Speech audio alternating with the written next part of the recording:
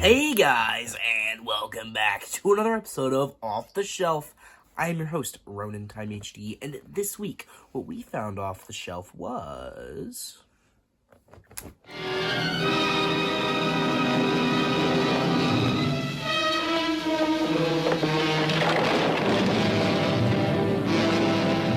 He's got it. He knows. He knows. All right, he knows. Easy. I'll take care of you. Won't. I'd just as soon kill you as kill him.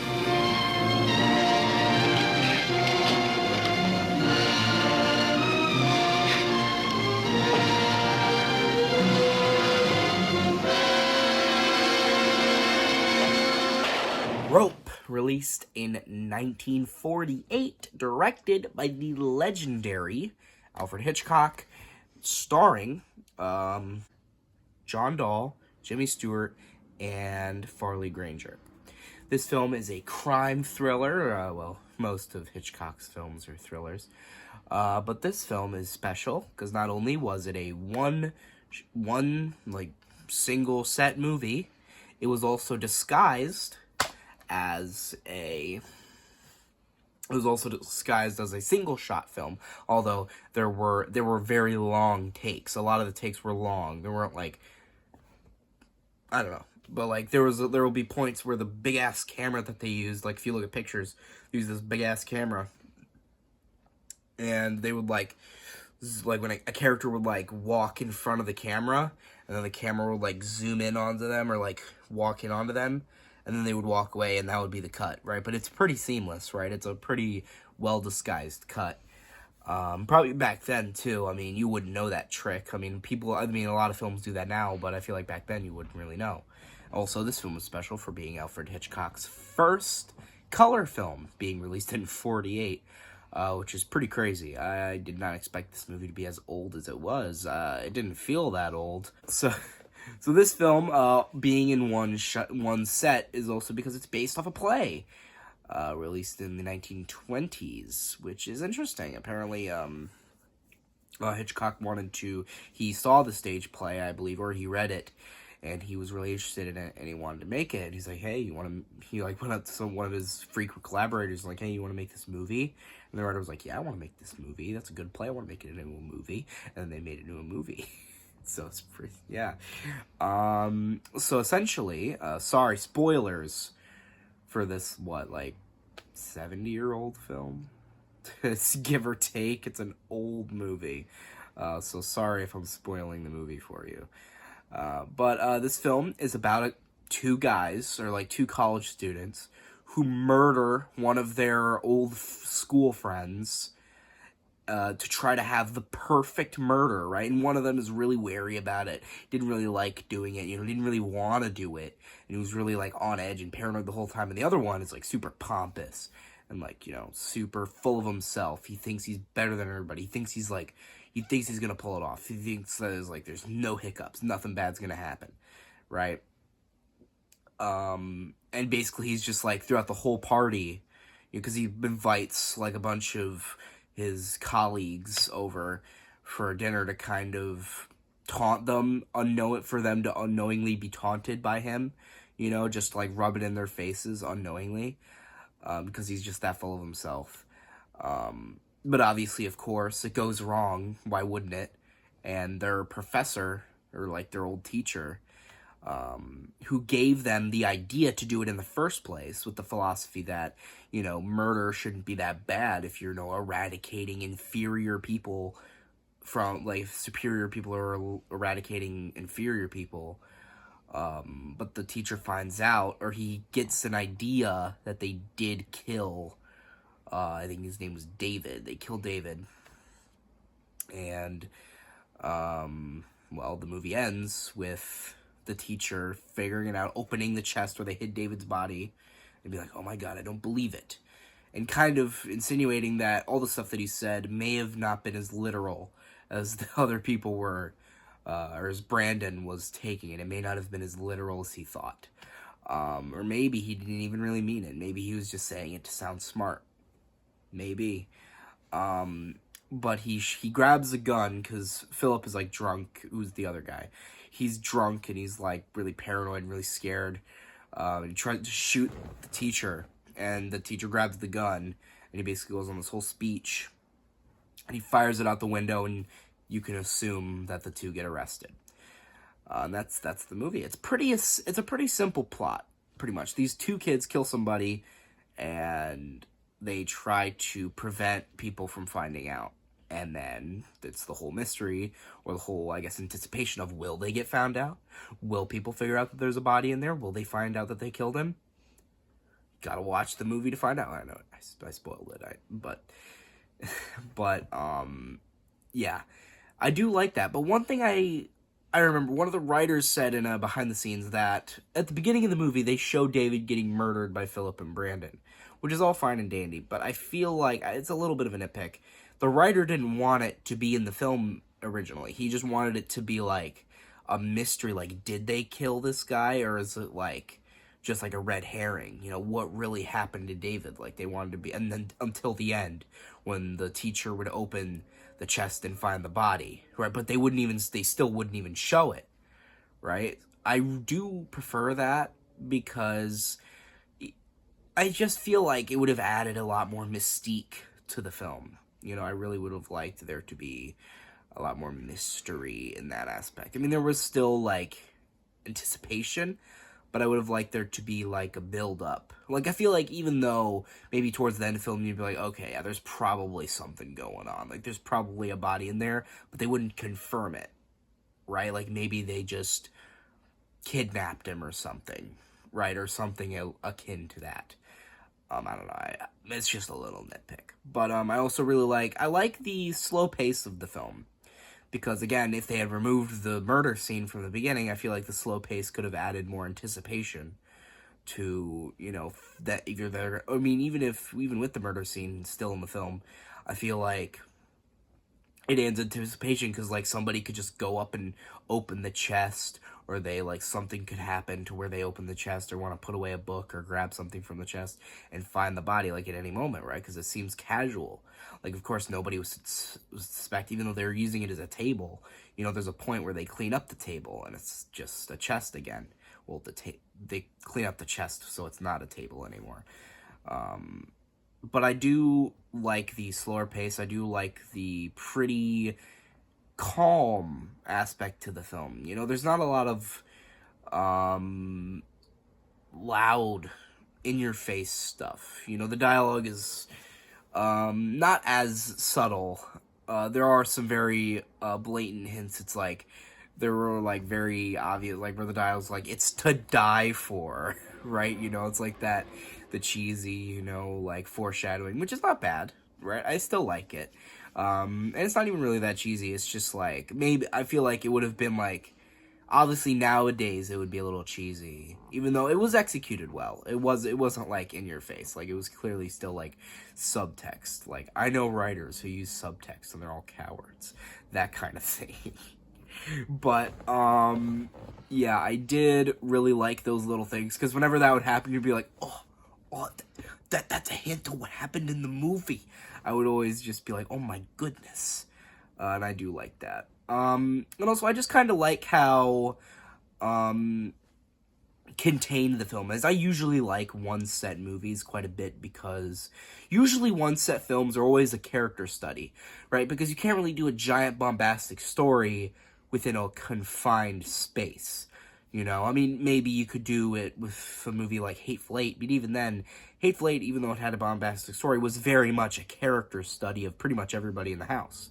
Just like this movie is a character study of Brandon and Philip, and a little bit of the teacher too, but mostly Brandon and Philip, the killers of the movie. It kind of delved deep into their psyche. How Brandon is a very interesting character, because you think he's like just pure evil at first, when he's bad, right? But I think he legitimately thinks he's like doing something like artistic, right? Like he's doing something bold. Like, I don't think he takes pleasure out of murdering David, because I remember the writer originally wanted him to take pleasure out of it, but I think either Hitchcock or somebody else said that would have probably made them too unlikable. to where they would like take pleasure out of killing their friend. I feel like that, I mean, I think that's true. I feel like it would have made them a little less likable.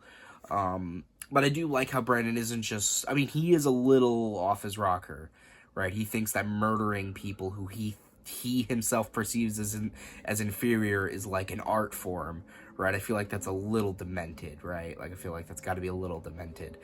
But he didn't do it maliciously, shall we say. He did it as maybe like a statement.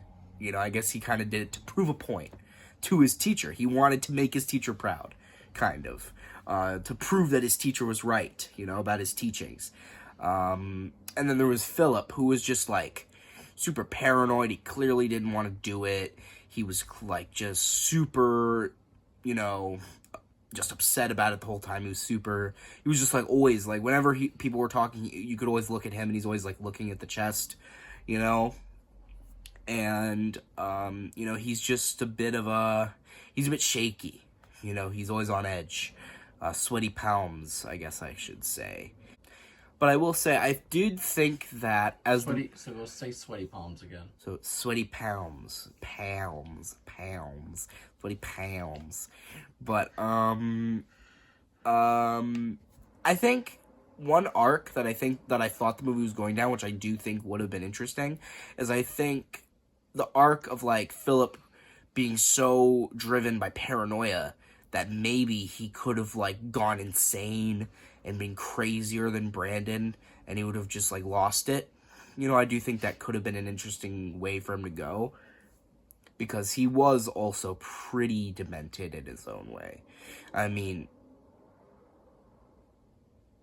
he tried to fire a gun at in an open apartment complex at somebody. Like, how do you plan on getting away with that? Right? Also, of course, this being an Alfred Hitchcock movie, sorry to deviate from that, but, oh wait, no, I'll get into that later. But, overall, I do like the characters in this movie, and also it kind of studies the teacher. As I said earlier, the teacher did have this philosophy of, you know, murder shouldn't be that bad, you know, but I mean, if you're murdering, like, you know, innocent, or, like, people that aren't inferior, I guess just, like, murdering inferior people should be okay. If you're the superior person, if they don't contribute anything, if nobody's going to care about them, right? If they're just, like, a waste of space, that should be fine, right? Which is a still pretty fucked up thing to say, because you're murdering somebody. But, I mean, it shows at the end of the movie that he didn't even really mean that, or he didn't even really, maybe it wasn't as literal as Brandon and Philip thought it was. Which I do also think is kind of a good way to say, maybe you should use your words better. Maybe you should not be so... I mean, maybe he just didn't believe it. Maybe he just didn't believe what he was saying. But it was mainly Brandon and Phil. But with that being said, I will want to talk about one little detail. Now, if you know Alfred Hitchcock movies, you know that a majority, if not all of his films, have him in the movie as a small cameo. Right? And this movie being a one-set, like thriller character study, how in God's name would Hitchcock be in this movie without it being like a Quentin Tarantino in Reservoir Dogs situation, where he's like in the movie for like 10 minutes and then he like dies really quickly into it, right? Obviously they couldn't do that, not that kind of movie. So really what they did is they actually had this neon sign with his side profile on it, and you can actually see it in a small part of the film. But apparently they didn't like it because I think they thought it was too cartoony.